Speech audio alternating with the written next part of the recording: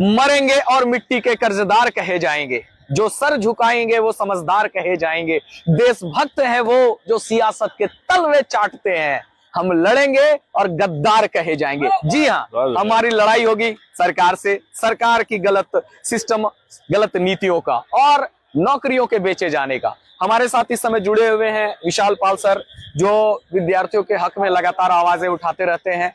क्या सर, हम लोगों का एक प्रतिनिधि मंडल, छात्रों का एक प्रतिनिधि मंडल जो है वो कल जाकर के कुछ मंत्रियों से मुलाकात करते हैं और मुलाकात करने में वो अपनी सारी मांगे जो है वो रखते हैं, लेकिन फिर भी हमें 10 तारीख को आंदोलन करने की आवश्यकता है।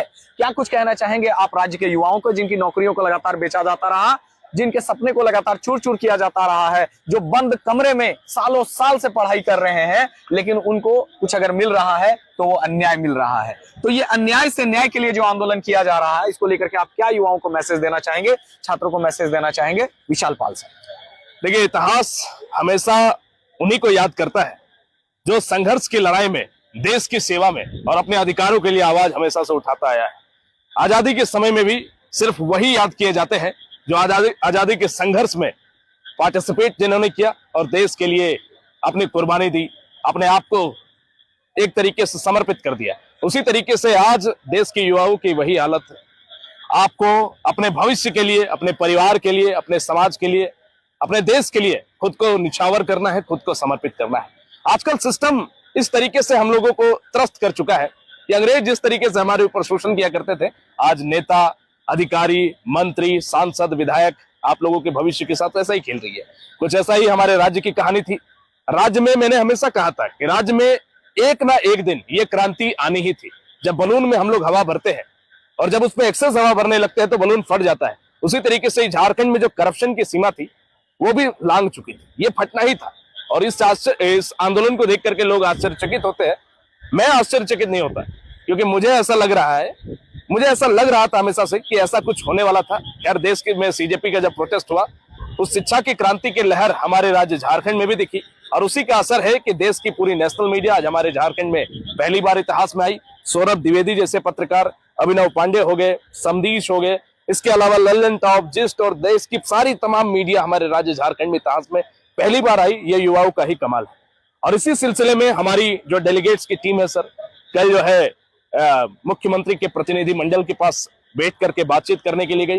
वार्ता काफी सफल रहा, लेकिन अभी तक सरकार का कोई जवाब नहीं आया है और हमें उम्मीद है कि कल तक, यानी कि 9 अगस्त तक इसका जवाब आ जाएगा। लेकिन जवाब अगर हम लोगों को संतोषजनक लगा तो हम लोग शांत रहेंगे, अन्यथा वही विधानसभा का घेराव का कार्यक्रम पहले से निश्चित है।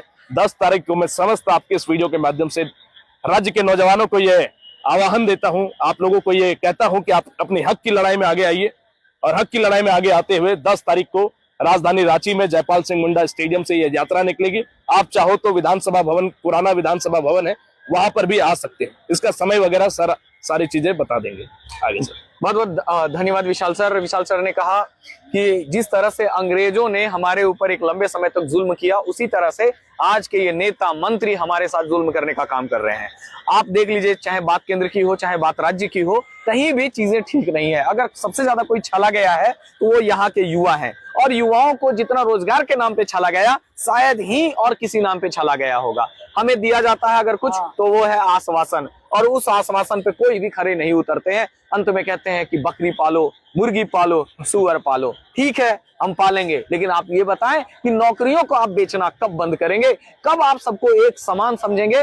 कब आप सबको एक बराबर का हक देंगे? साथियों, 10 तारीख के आंदोलन को लेकर के हम लोग जो है वो एक अभी निर्णय होना बाकी, हालांकि आंदोलन का तो निर्णय है विधानसभा घेराव का, लेकिन समय और सारी चीजें आपको एक स्पेशल वीडियो में अलग से हम बता देंगे। फिलहाल आप सभी राज्य के युवाओं से ये मेरी अपील है, विशाल सर की भी ये अपील है, सारे शिक्षकों की ये अपील है कि ये आपकी लड़ाई है, आपकी लड़ाई है। भुवनेश्वर दत्त शर्मा व्याकुल जी के शब्दों में कहें तो नौजवानों, या तो गुलामी को मिटा करके दम ले, वरना अच्छा है कि सर कटा करके दम ले। तो जो आपके साथ अन्याय लगातार हो रहा है, इस अन्याय का विरोध करने का सबसे सही समय यही है। इस बार नहीं तो फिर कभी। तो आप अपनी लड़ाई में जरूर शामिल हो। आप रांची के जयपाल सिंह मुंडा स्टेडियम में आए, ये आपकी लड़ाई है, आपको लड़ना है, आपको अपनी आवाज उठानी है, ताकि बाद में कोई सिकवा गिला ना रह जाए। और जय कोशिश हिंद। करना, एक सेकंड, कोशिश करना कि कल ही आप लोग राजधानी रांची आ जाओ, क्योंकि 10 तारीख को बहुत जगह प्रतिबंध होगा, रोक होगा। स्टूडेंट के भेष में जो दिखेंगे उनको रोका जा सकता है, इसीलिए आप कल ही राजधानी रांची आइए। परसों जो है एक ऐतिहासिक दिन है, उसके गवाह आप लोग बनिए। इतिहास में जब नाम लिखा जाएगा तो इतिहास में लड़ने वालों में आपका नाम शुमार होगा, ना कि घर में बैठ करके फोन में वीडियो देखने वालों में। इसीलिए आइए और इस ऐतिहासिक लड़ाई में अपनी भी भागीदारी सुनिश्चित कीजिए। जय हिंद। बहुत बहुत धन्यवाद सर। जय हिंद, जय झारखंड। चलिए।